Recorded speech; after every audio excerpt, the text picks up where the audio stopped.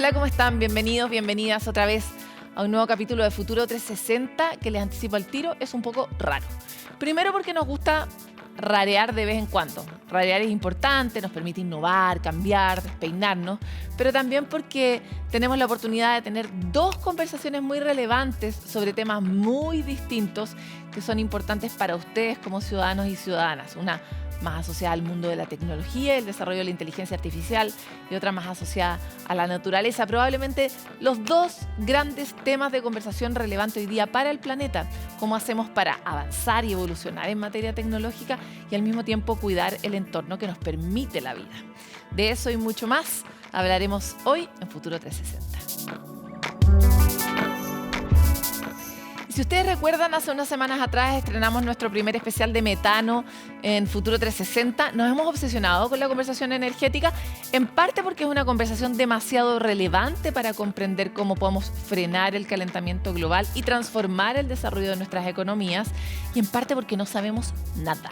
Tampoco sabíamos nada de metano y por eso nos dedicamos en el primer capítulo a comprender cuáles son las emisiones de este gas metano asociadas al desarrollo industrial. Y ahí mismo les comentamos sobre un estudio que se había hecho en Estados Unidos de la Universidad de Stanford que permitía medir las fugas asociadas al consumo domiciliario de gas. Pues bien, en Chile se replicó ese estudio y ahora les tenemos los resultados de lo que surgió en esa circunstancia. Javiera Albornoz, nuestra obsesiva periodista desarrollada a la energía, pudo observar este proceso y traernos sus resultados en la siguiente nota. Y ahí en este estudio de la Universidad de Stanford, que se hizo sobre 53 casas, solamente las fugas de metano significan el equivalente del efecto de calentamiento global de 500.000 vehículos en los Estados Unidos.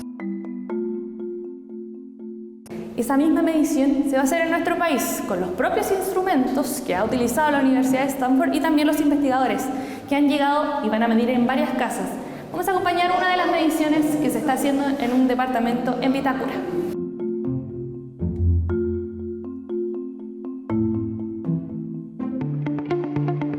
Lo que estamos haciendo ahora es simular el proceso de cocina. Como no podemos ponernos a cocinar porque necesitamos que esto esté vacío, lo que hacemos es que ponemos una olla con agua, la ponemos a hervir con una tapa durante un periodo de una hora, hora y media mientras tomamos las muestras.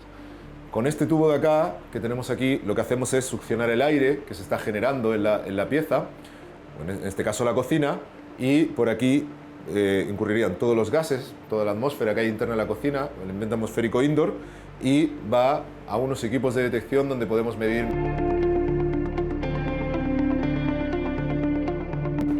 Se prende la cocina y lo que hacemos es que primero la ponemos en bajo para ver cuáles son las emisiones cuando se está quemando con bajo poder calorífico, y luego la subimos para ver cuáles son las emisiones que se generarían con la cocina funcionando en todo su poder. Esperamos un par de minutos, salimos y nos vamos a ver en los equipos de medición y a registrar la información que está saliendo.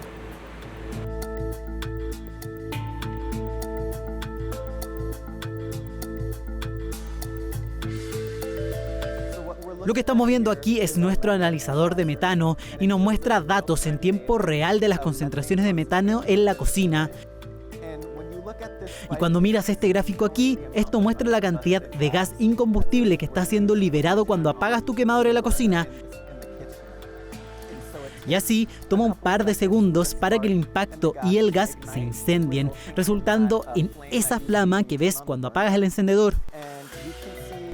Puedes ver que la concentración se incrementa hasta alrededor de 8 ppm aquí. Y luego, una vez que la flama se incendia, las concentraciones se disminuyen hasta alrededor de 3 ppm para esta cocina en particular. Lo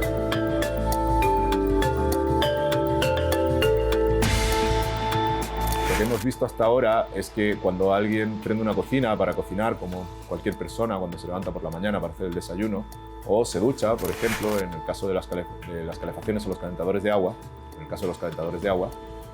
vemos que hay emisiones de metano, pero son por el hecho de que no se quema todo el metano que sale en la cocina. Por lo tanto, hay una emisión de bajas concentraciones que no es intencional y que tiene que ver con el uso diario, pero es algo que es como subproducto de la acción de las personas, no es como que intencionalmente estén tratando de echar metano. Y luego tenemos el problema de que si esto lo multiplicas por gran parte de las casas que consumen metano, pues claramente la cantidad de emisión que tú estás realizando en el caso del metano es muy alta. Lo que el sistema, para tanto de los quemadores como de los calentadores, están diseñados así para que sean eficientes, entre comillas, generando calor, pero no son tan eficientes en el consumo del combustible. Antes de Chile fuimos a 6 países diferentes alrededor del mundo. Lo que queríamos hacer era venir a Chile y mostrar que también hay un problema aquí. Que solo por tener una cocina de gas en tu casa, también estás expuesto a fugas de este gas y los componentes del mismo.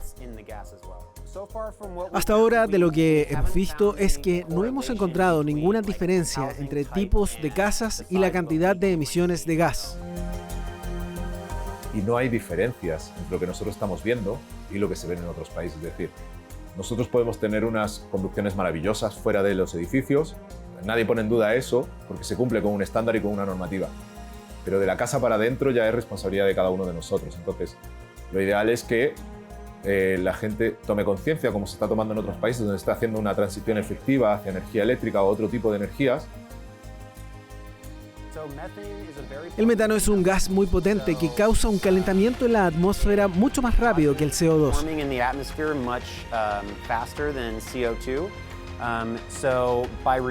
Así que reduciendo el metano es nuestro modo más rápido de limitar el ritmo del calentamiento en la atmósfera. Así que simplemente transitando del gas natural, que tiene metano, a eléctrico, podemos reducir rápidamente el ritmo del calentamiento global.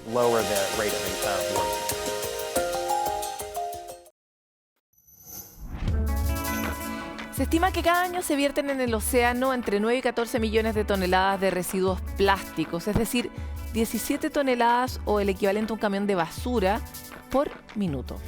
En Chile existe ya la ley de plásticos de un solo uso que busca reducir justamente la usabilidad de este material, que realmente lo tenemos para todo, y en su etapa final debería implementarse en agosto de este año. Desde las empresas y el sector gastronómico que usa mucho este tipo de material están pidiendo su retraso para poder implementarlo. Queremos hablar sobre este tema y por eso estamos con Cristóbal Correa, director de campañas de Oceana Chile. Muchas gracias por estar aquí, Cristóbal. No, muchas gracias por la invitación, Paloma. Da la impresión de que en Chile, Cristóbal, cada vez que se promulga o entra en vigencia alguna ley que es difícil y que es una ley adaptativa, necesitamos como una prórroga. Y esta no sería la excepción. ¿Por qué les sorprende eso a ustedes? No, la verdad, es ridícula mi pregunta, pero en realidad siempre pasa, ¿no? No es que nos sorprenda, lo que pasa es que la ley ya tiene un periodo gradual de implementación. De hecho, la ley es del año 2021, o sea, igual ha pasado su tiempo, ya han tenido algunas obligaciones que están rigiendo y a los 3 años, o sea, en agosto de este año, empieza ya el corazón de la ley a regir. Este es el punto central de la ley. Entonces, parece extraño que se alegue que no existe la información o que se pida una prórroga cuando la ley ya viene con un plazo de 3 años. Y ese plazo efectivamente era para que este sector se pudiera acostumbrar y cambiar su forma de entregarnos la comida con desechables.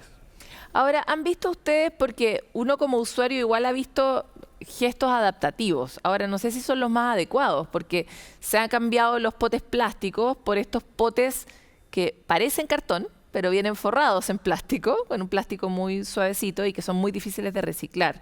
Pero al menos en la actitud o en la disposición parece haber habido una tendencia. ¿Cómo han revisado ustedes Sí, de en la hecho, actualidad? lo que dices tú, Paloma, muy buen punto. Ese ha sido un problema porque nosotros hemos trabajado mucho con municipios, con locatarios, estamos viendo las buenas experiencias también a quienes le han costado más, cómo podemos apoyar en eso. Y lo que nos hemos dado cuenta es que mucha gente cree que estos envases que parecen de cartón, que generalmente tienen líquidos, a veces las ensaladas con aceite, que en verdad es polipapel, o sea, es una capa plástica que está encapsulada dentro de esta capa de cartón. La gente piensa que no es plástica.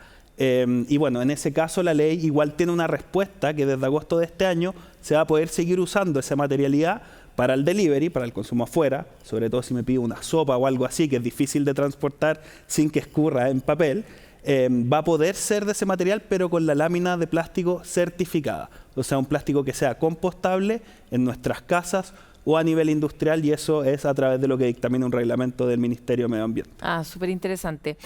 Porque da la impresión de que no tenemos un escape al plástico, o así nos sentimos en este mundo, ¿no? Como que la adaptación no parece sencilla, y ahí me encantaría saber si es que ustedes, dado que son una organización también internacional, han podido ver mejores implementaciones de este tipo de decisiones en otros países.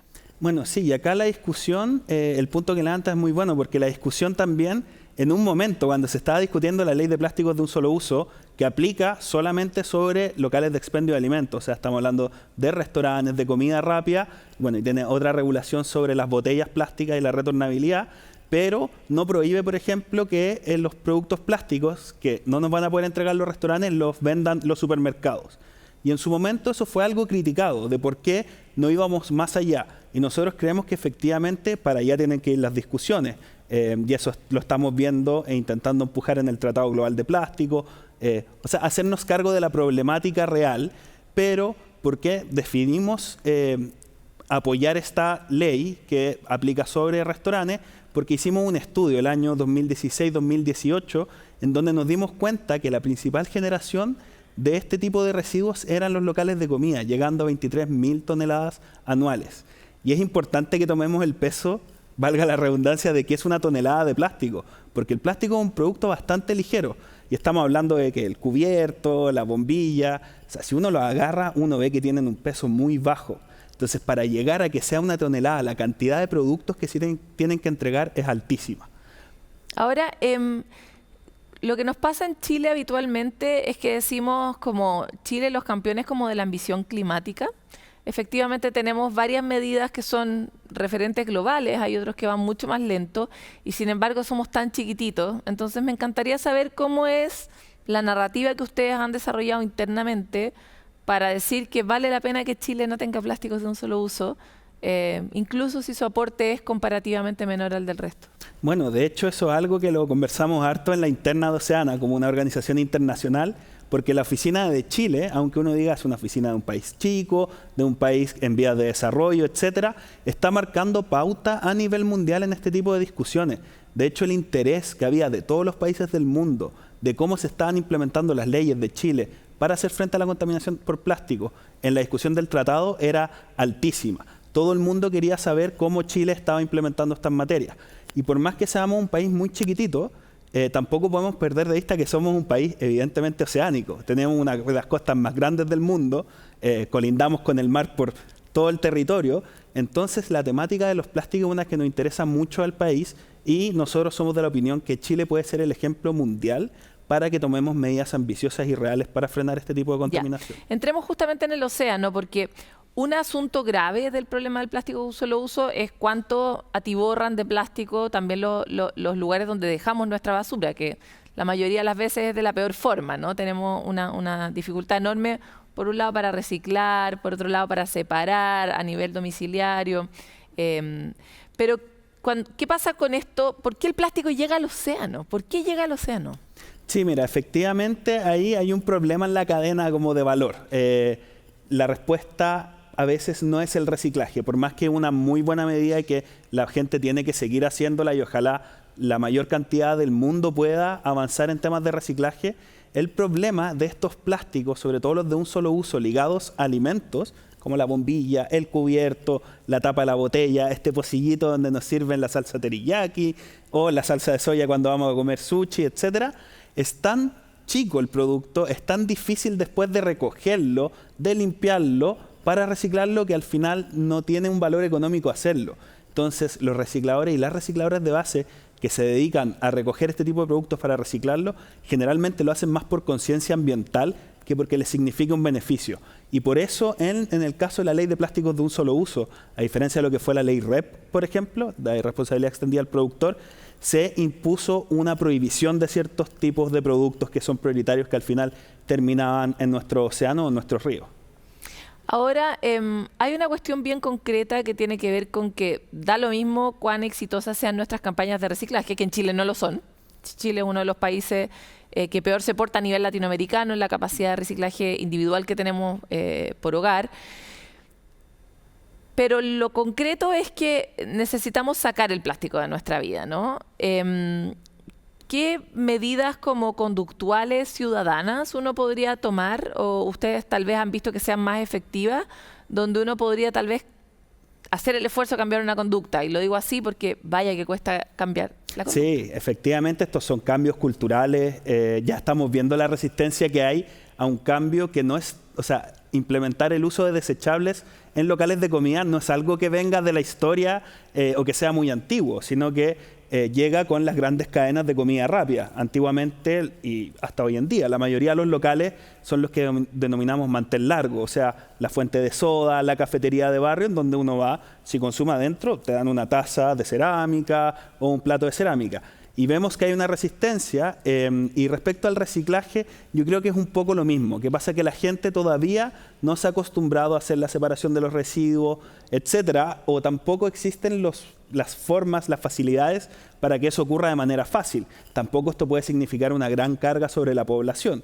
O sea, tienen que haber camiones que nos retiren los plásticos, quizás facilidades para la separación, porque hay veces que uno no sabe. O sea, uno no sabe si el pote de yogur va a cierto reciclaje o si es que no se puede reciclar.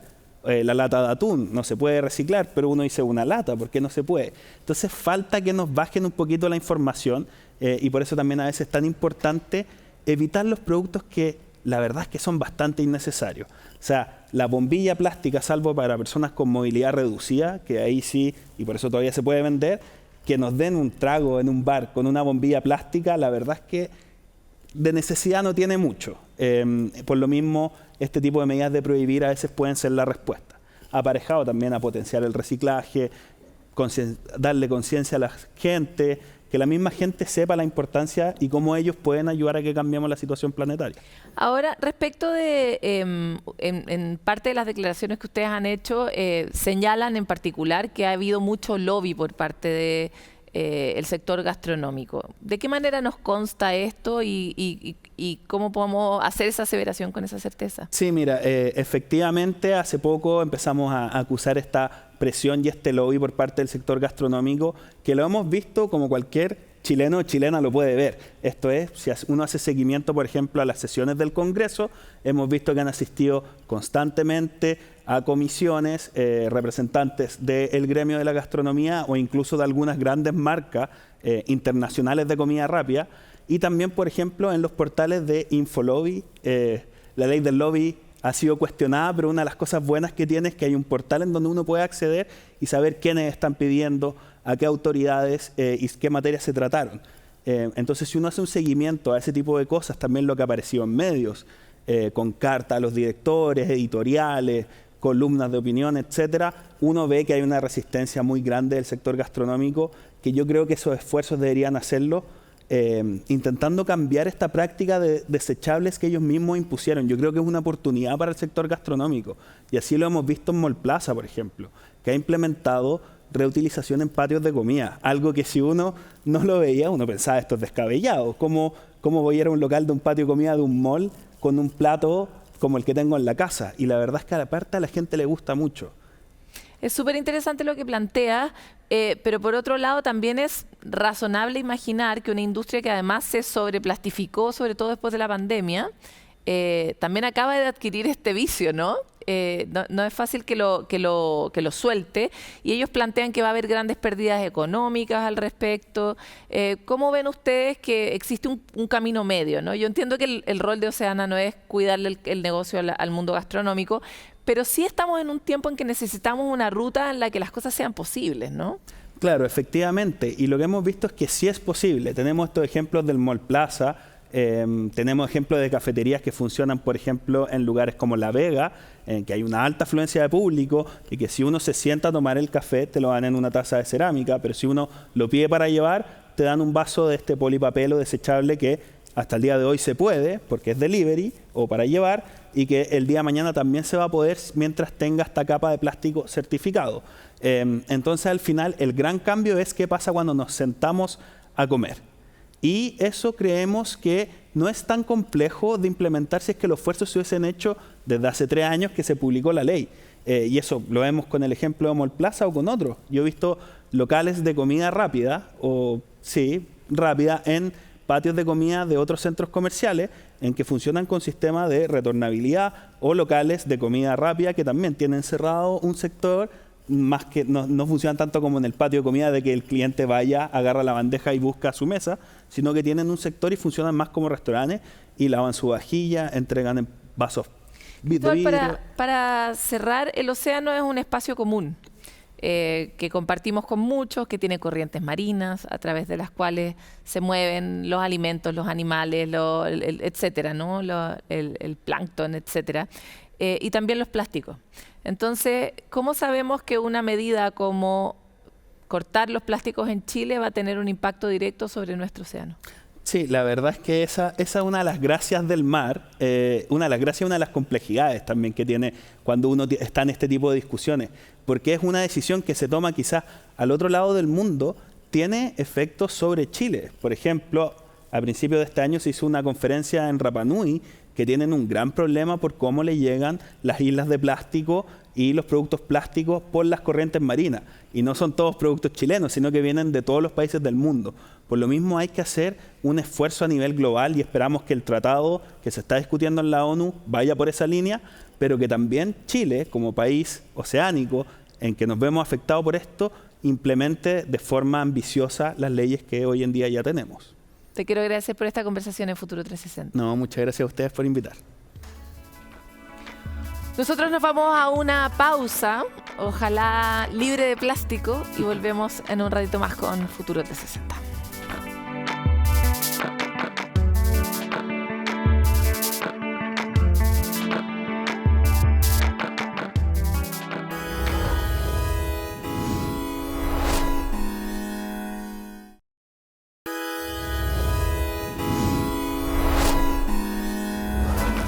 Si hay algo en lo que podemos coincidir es que el mundo se aceleró y que, como diría Mafalda, dan hartas ganas de bajarse de vez en cuando, sobre todo con la llegada de todas las distintas herramientas de inteligencia artificial y cómo éstas han transformado la discusión pública y está transformando nuestra vida cotidiana, ¿no? Todavía no conocemos bien hasta dónde va a llegar, y es que hoy queremos tener una conversación con un amigo de la casa que nos enseñó en el pasado sobre Big Data, sobre Machine Learning, y hoy día nos puede entregar una mirada también sobre el desarrollo ético de la tecnología en esta era de la inteligencia artificial. Es Ricardo Baeza Yates, profesor titular de la Universidad de Chile, investigador senior del Instituto Milenio Fundamento de los Datos y también director del área de inteligencia artificial en Northeastern University. Espero haber dicho bien todos tus cargos o parcialmente bien. Muchas gracias por estar aquí, Ricardo. Muchas gracias, Paloma, por la invitación. Quisiera partir comprendiendo un poco cuánto ha evolucionado tu propia mirada sobre el desarrollo de la tecnología en este tiempo en que has visto toda la tecnología desarrollarse. Sí, en los últimos, yo diría, 7 años se ha desarrollado muy rápido desde un invento que se llama Transformer, que es una arquitectura especial de redes neuronales, que es la tecnología más avanzada de inteligencia artificial, y que realmente llegó muy cerca de todo el mundo cuando salió ChatGPT en noviembre del año 2022, es decir, hace menos de 2 años. Y después siguieron cosas como DALL-E, como Midjourney, que permiten hacer imágenes. Ahora vamos a tener posibilidad de hacer vídeos. Y el problema de que estas tecnologías son muy buenas imitándonos. Pueden escribir texto muy bueno, generan imágenes muy buenas, generan videos que ya no podemos distinguir si son reales o no. Ese es parte del problema y tiene muchas implicancias en política. Y parte del problema es que para la ética hay que pensar, hay que detenerse a ver cuáles son las consecuencias. Y esto está avanzando tan rápido que no tenemos tiempo de hacer eso bien. Y hay ejemplos de mal uso de esto tanto en el exterior como en Chile. Y ese es parte del problema. Igual nos da la impresión de que no hay ni una salida. O así se siente siendo uno un pequeño píxel en este gran dibujo, ¿no? Porque vemos que el impulso va exactamente en el sentido opuesto. O sea, la competencia, podríamos decir una especie de guerra fría que existe hoy día entre las grandes tecnológicas para poder llegar primero con el último lanzamiento. Estamos teniendo un lanzamiento cada 3 meses, ya no es un lanzamiento al año. Incluso se lanzan cosas imperfectas. Hemos visto cómo ahora Google salió a pedir disculpas por Gemini y en otros momentos otros por otros desarrollos y vemos como los tribunales de la Unión Europea castigan a Meta por sus prácticas. O sea, en el fondo muy operando como en el borde, ¿no? En la frontera, más que reflexionando sobre si lo que está ocurriendo es razonable para la humanidad. Entonces, ¿existe alguna posibilidad para nosotros? Para nosotros en el sentido los humanos. A los humanos. Pensé que podías hablar de Chile. Yo creo que tenemos que ir más lento. O sea, yo creo que parte del problema es que estamos yendo demasiado rápido sin tener tiempo de pensar las consecuencias. Por ejemplo, hay impacto de salud mental actualmente. Ya se sabe que las redes sociales tienen impactos en los jóvenes, por ejemplo, aumento de suicidio en Estados Unidos. Pero eso tiene que pasar muchos años. Pero uno ya está viendo los primeros indicios, como por ejemplo una persona que se suicidó el año pasado en Bélgica hablando con un chatbot y el chatbot lo ayudó a tomar la decisión. Otros casos que fue en el Reino Unido donde un chatbot le dijo a una persona que fuera a matar a la reina con un arco y flecha y por supuesto no llegó a hacerlo, pero lo mandaron a la cárcel por estar loco. Así que yo creo que hay mucha humanización de la tecnología porque está llegando muy cerca del cerebro, es decir, que te pueda escribir una carta en cualquier idioma sin que tú tengas que saber ese idioma. Si tú lo piensas, eso es increíble. Así que son muy buenos imitadores de lo que hacemos, pero al mismo tiempo, como imitan también, la gente los humaniza, los convierte en amigos, los convierte en confidentes, piensan que tienen conciencia, que tienen intenciones, que tienen inteligencia, cuando no entienden nada. Lo único que hacen es repetir como un loro. Ahora, ¿y si entendieran? Porque también está en pleno, leía un par de declaraciones hace algunos días sobre que la frontera que se plantea como la llegada de la inteligencia artificial general, o sea, un paso definitivamente adelante respecto de lo que tenemos hoy día, una inteligencia que comprende mucho más. Al principio se proyectaba como parte de la ciencia ficción y hace 2 días leía, no, ya no es ciencia ficción, perfectamente podríamos estar acercándonos a ver esto antes del final del siglo, en 2027. ¿Qué opinas sobre eso? ¿Qué tan real es y cuán peligroso podría ser? Yo no creo que sea real, yo creo que esos son profetas que no entienden la tecnología, incluso hay gente que sabe mucho computación que no la entiende. Porque para hacer eso necesitamos, por ejemplo, entender bien el contexto, que no lo entendemos bien. Nosotros somos muy buenos entendiendo el contexto. De hecho, nosotros los humanos. Los humanos, sí. De hecho, tenemos acciones donde actuamos correctamente sin haber tenido ningún dato antes sobre ese hecho. Danos un poco de ejemplo de esto que planteas del contexto, porque nosotros estamos aquí y mientras estamos aquí estamos conversando, pero en realidad hay un montón de otra información que no la estamos diciendo, que es la información del contexto. ¿Sabemos cuántos datos de contexto manejamos los humanos? Bueno, son todos nuestros sensores, o sea, la vista, el oído, el tacto, el gusto. Por ejemplo, supongamos que tú sales de tu casa y por el camino que siempre vas, en tu auto, ves que hay un tremendo agujero, ¿ya? Y que no puedes pasar. Tú ni siquiera vas a tratar de pasar, te vas a ir por otro lado, aunque eso no lo has hecho nunca. Es decir, aunque no estaba en la historia de tu vida, tú tienes el sentido común de no puedo ir por ahí y me tengo que ir por allá. En el caso de un coche, un auto autónomo, si no tiene esos datos, si no los ha aprendido antes, no sabe qué hacer. Si nunca nadie le dijo que se podía caer en un hoyo y que el hoyo era peligroso para él, lo que va a tratar de pasar. Sí, no, pero incluso si supiera eso, no va a saber qué hacer, tal vez va a quedarse detenido. Y esto es lo que pasó, por ejemplo, con la compañía Cruise en San Francisco, donde cometió tantos errores que le ponían un cono en la parte delantera del auto y pensaba que el cono estaba en la calle y se detenía. Gente que se ponía una camiseta que decía stop y entonces el auto no entendía que ese no era un stop de verdad y se detenía. Un humano nunca va a hacer eso, va a ver el stop y dice, ese no es un stop de verdad. O ves un stop en un reflejo, tampoco le haces caso. Esa es la parte de sentido común que estos sistemas no tienen y que nosotros estamos muy bien entrenados para ello. Ahora, ese es un parte del problema, pero hay 2 otras cosas que hay que tener para llegar a esa inteligencia general. Lo siguiente es tener conocimiento de verdad, es decir, poder verificar que lo que estoy diciendo es cierto o no. todas estas herramientas actuales predicen una imagen, predicen texto, así que no saben si lo que están diciendo es cierto o no, porque no tienen ese concepto de veracidad. Y lo último, hay que poder razonar, tenemos que poder inferir, por ejemplo, distintas cosas que son mucho más difíciles que una secuencia de acciones que uno puede aprender de un texto.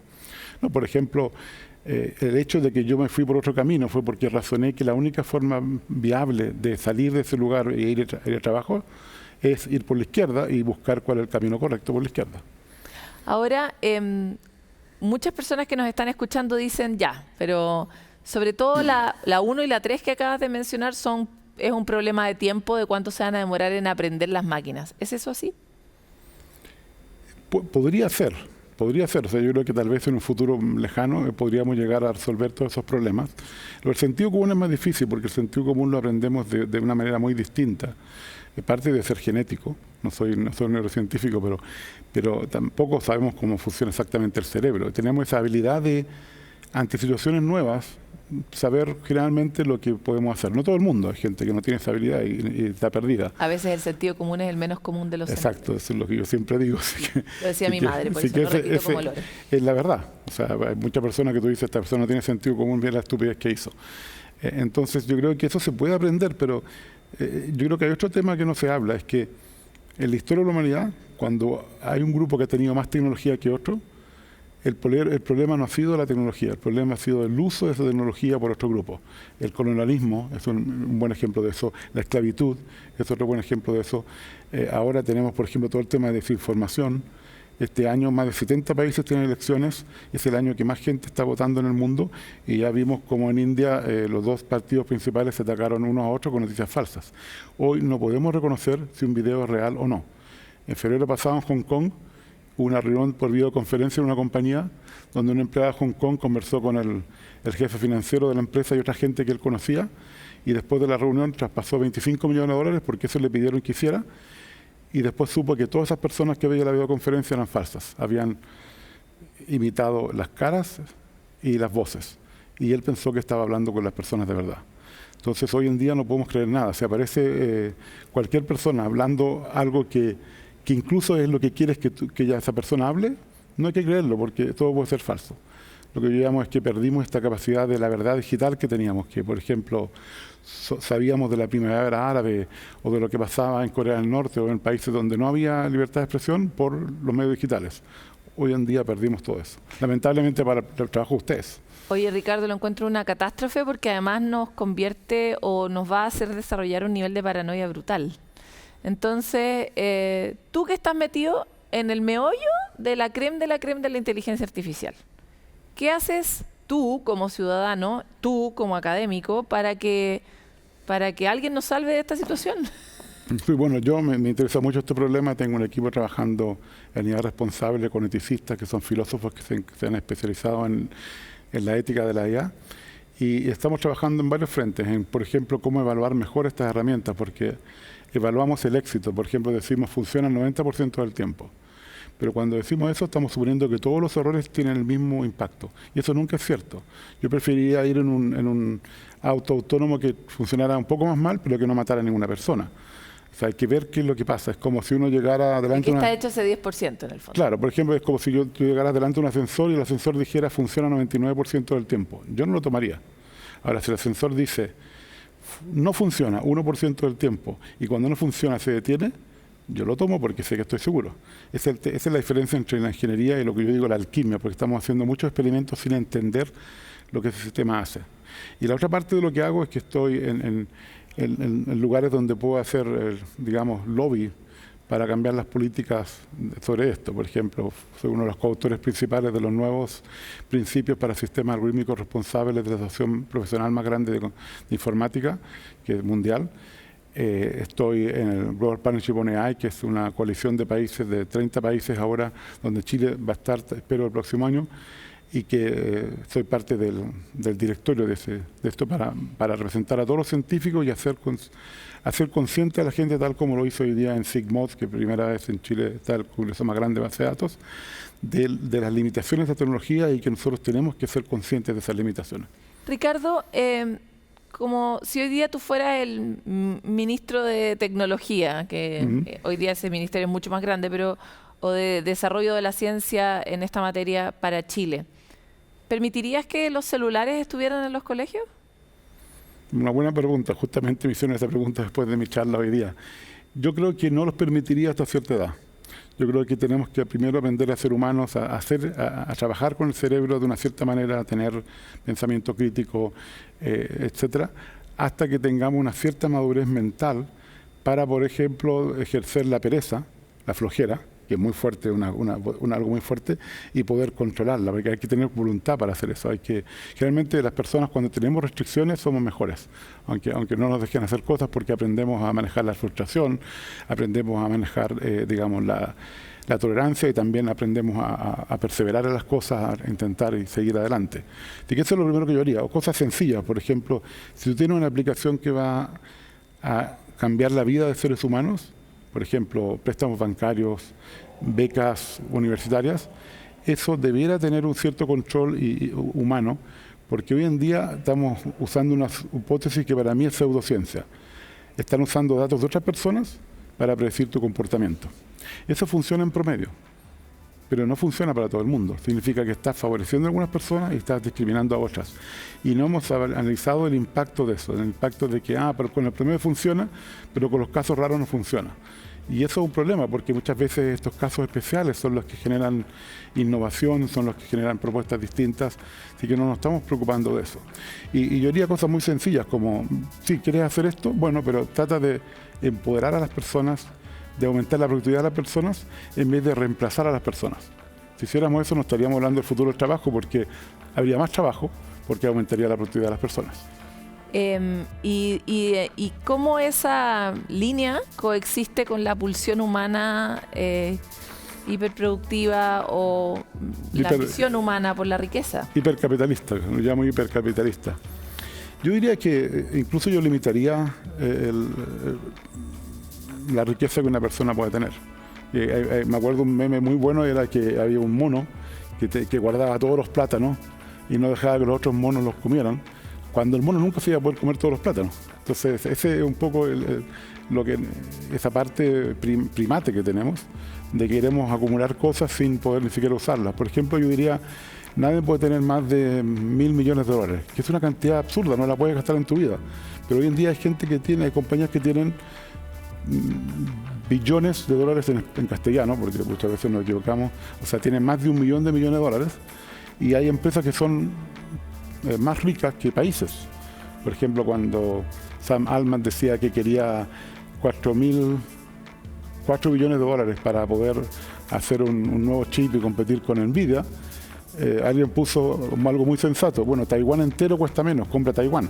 Entonces hay cosas que no entendemos, que no hay límites para este tipo de hipercapitalismo que no tiene ningún sentido. Así que yo pondría límites. Mira, la diferencia entre el que gana más y el que gana menos puede ser 1000 veces, que igual es un número grande, pero hay que tener límites, porque si no tenemos que, actualmente creo que la riqueza del planeta, la mitad de la riqueza del planeta está en poder de 20 personas. Ricardo, te quiero agradecer por esta conversación en Futuro 360. Esperamos tenerte en un lapso de tiempo donde hayan ocurrido menos cosas, porque si no, siempre se nos queda corta. Va a ser difícil eso. Está difícil el mundo, entonces nosotros tratamos de darle el mayor contexto posible para una tecnología que no comprendemos y unos impactos que está generando en nuestra sociedad que tampoco dimensionamos. Nosotros nos vamos a una pausa y volvemos con más.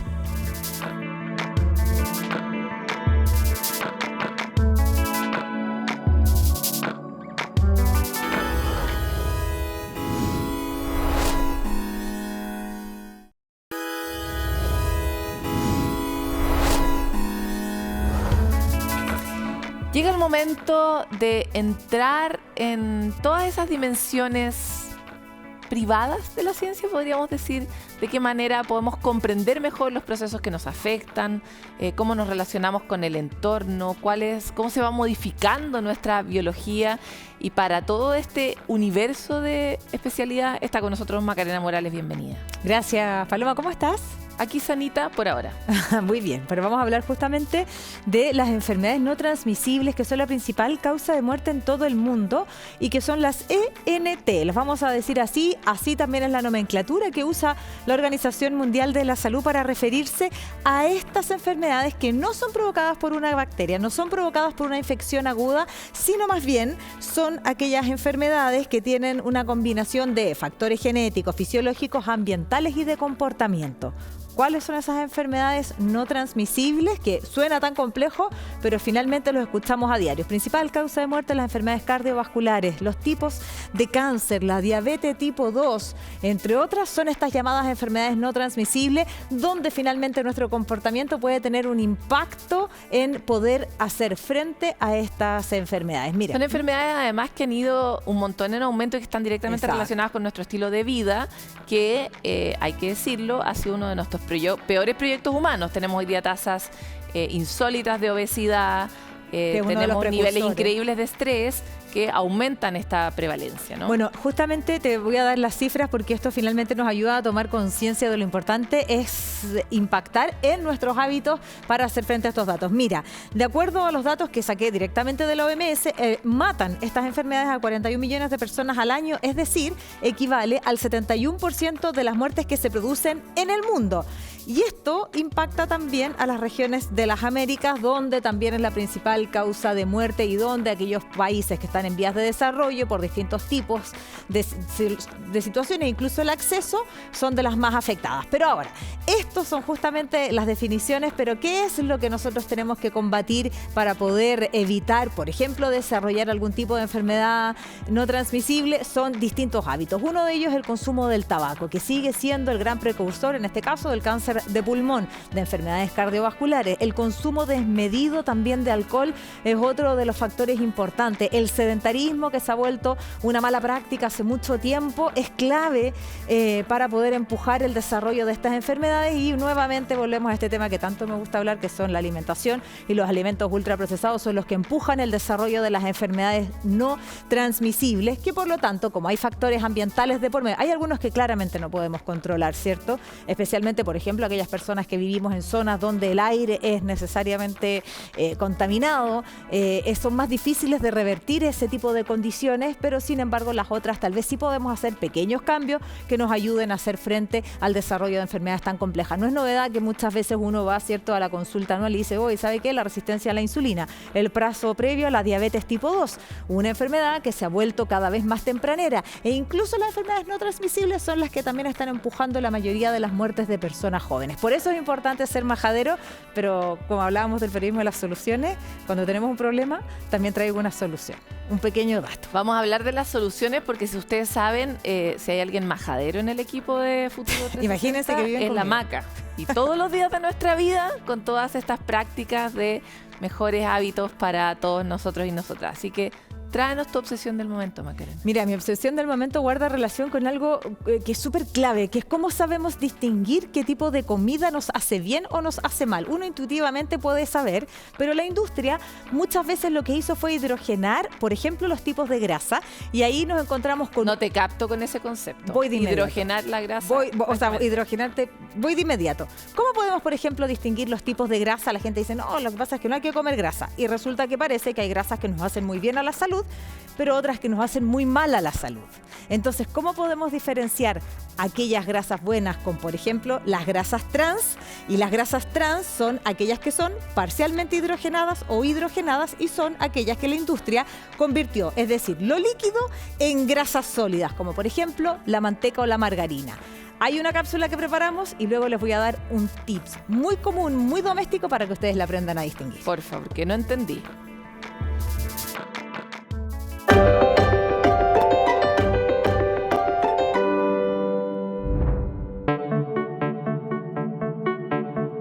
Probablemente a lo largo de tu vida te han dicho que disminuyas el consumo de ultraprocesados, comida rápida, alimentos muy fritos, y por otro te han sugerido que aumentes el consumo, por ejemplo, de la palta, del huevo, los frutos secos, etc. Lo curioso es que estos productos o alimentos tienen algo en común y que son las grasas. Por lo tanto, ¿son todas las grasas iguales? Te adelanto la respuesta, es no, y lo vamos a ver a continuación. Muchas veces las grasas han sido satanizadas injustamente y vamos a entender la diferencia. Son un componente fundamental para el funcionamiento de nuestro cuerpo e incluso a lo largo de nuestra historia evolutiva somos capaces de almacenar grasa y lo hacíamos para aquellos periodos de escasez. Bueno, es por lo mismo que el consumo de grasas saludables es importante para nuestra salud. Estas pueden ser las monoinsaturadas, como por ejemplo la palta, el aceite de oliva o la mantequilla de maní en su estado natural, o las poliinsaturadas, aquellas que tienen alto porcentaje de omega 3, también tan bueno para nuestra salud como puede ser el huevo o el salmón. El problema está en las grasas trans y aquí es donde empieza la trampa. Las grasas trans son el peor tipo de grasas alimentarias, tienen un impacto negativo en nuestra salud, nos han llevado a desarrollar enfermedades cardíacas y además a impactar fuertemente en los elevados índices de obesidad. Se encuentran en los alimentos ultraprocesados, los hemos dicho, las galletas, la bollería, la comida rápida, entre otros. Y por lo demás, en los tiempos modernos, es de muy fácil acceso para todos nosotros. Las grasas trans son aquellas que pasan de un estado líquido a un estado sólido a través de un proceso llamado hidrogenación.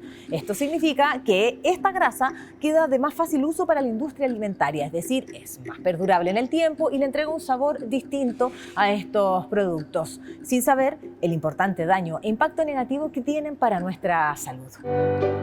La buena noticia es que está en tus manos poder elegir el tipo de grasa que vas a consumir. Cuando escojas un producto, fíjate que no diga alimento hidrogenado. Trata de evitar ese tipo de alimentos y acerquémonos más a aquellos que son naturales, como el huevo, la palta, el aceite de oliva, entre otros. De esta manera vamos a tener un impacto positivo en nuestra salud. Sabemos que es difícil en un comienzo poder dejar los alimentos ultraprocesados, pero el bienestar es mayor. Como siempre, otro dato más de la ciencia en ti. Encuentro una catástrofe, porque primero que nada, tengo unas ganas brutales de comerme una papita frita. Después de esa, no sé si la cápsula está cumpliendo su rol, Macarena. Vamos a hablar con... Ahí hay un artista. problema con el montaje, ¿no? Se veían demasiado deliciosas. Segundo, ¿dónde dice que es hidrogenada o no hidrogenado? Voy de inmediato cuando... Y tercero, ¿lo hidrogenaron por el sabor? ¿O porque qué buena onda hidrogenar las cosas? No, porque finalmente es más fácil para la industria poder preservarlo, decía bien la cápsula también preservarlo, transformar la grasa a estado vegetal en estado sólido, también es un proceso que pero tiene no entiendo. importante. Perdona, y además por el sabor. Pero es que una no es ducha en esta materia. ¿Cómo que lo transforman en un de estado vegetal en estado sólido? A través de, mira, lo voy a leer textual de la definición. La grasa hidrogenada son las consecuencias de este proceso químico en las que son sometidas las grasas de origen vegetal e introducir hidrógeno cuando las grasas están a temperaturas altas para que pasen de estado líquido a estado sólido y puedan perdurar más en el tiempo, ser envasadas y ser transportadas. El objetivo es que no se nos eche a perder. Por ejemplo. Y tiene un sabor distinto, pero eso podemos manejarlo también con el hábito. Con se puede manejar también con la sal, la cantidad de azúcar y otro tipo de elementos. Que es la mezcla perfecta, tú sabes, ¿cierto? Porque en estado natural no siempre encontramos la sal, el azúcar mezclado, todo junto, pero sí la industria lo logró hacer. Oye, yo quiero dar un dato muy práctico. ¿Pero lo dice el paquete? Lo dice el paquete. Ya. Y cuando nosotros empujamos conversaciones en torno a mejorar, en este caso, la legislación que nos permita, por ejemplo, hacer las etiquetas de los alimentos de más fácil acceso y comprensibles, que algo razonablemente no tan fácil, es por una razón. Entonces, un pequeño dato, cuando usted vaya a leer las etiquetas de los alimentos, si dice parcialmente hidrogenado, usted ya sabe que son grasas trans. Ahora, yo sé que el instinto dice mucho, aquellas grasas que vienen directamente desde la naturaleza son aquellas grasas buenas, que son una buena fuente de energía para nuestro cuerpo. ¿Por qué satanizamos injustamente a los frutos secos, que son una buena fuente de grasa? Ya no, pero ¿con qué hago la papa frita, Macarena? La papa frita, mira, yo te voy a dar no la puedo hacer nunca. No, pero es que nosotros somos, y aquí un dato, lo que comemos el 80% de nuestro tiempo. Por lo tanto, tenemos un 20% destinado para comer la papa frita. Ya, o sea, no es totalmente, no hay que deshidrogenizarse totalmente. No, aparte que finalmente un 80%. Mira, a ti que tú te estás metida en el tema metabólico, cuando nosotros logramos adaptar nuestro cuerpo y logramos esta flexibilidad metabólica, incluso podemos comer esto como que llamamos excepcionalmente sin afectar nuestra capacidad metabólica. El problema está... O sea, uno no echa para atrás todo el esfuerzo si es que lo hace tarde, mal y nunca. 20% tampoco es tampoco de nuestra semana, pero es una semana del mes, casi. ¿Viste? Es una cantidad razonable y si lo distribuimos a lo largo de los días, podemos dejar los fines de Macarena, semana. te están cortando. Sí, te estoy diciendo al tiro que aquí todo el mundo te quiere fuera. De mi tema Pero yo favorito. te agradezco mucho porque no sabía que lo decía la etiqueta. ¿Viste? Vamos a estar más atentos. Y Ni que empujar- se hidrogenaban las cosas. Pensábamos que el hidrógeno era solo para la energía, mira. Muchas gracias por todo. A ti, que estén bien.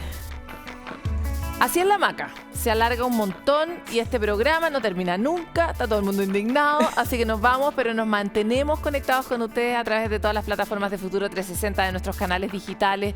Si usted tiene cualquier pregunta para Macarena Morales, que todo lo sabe sobre alimentación, por favor hágala y así nos la quita de encima un ratito y nos podemos comer la papa frita en algún rinconcito de este canal. Muchas gracias por estar con nosotros en Futuro 360 y sigan en compañía de CNN Chile.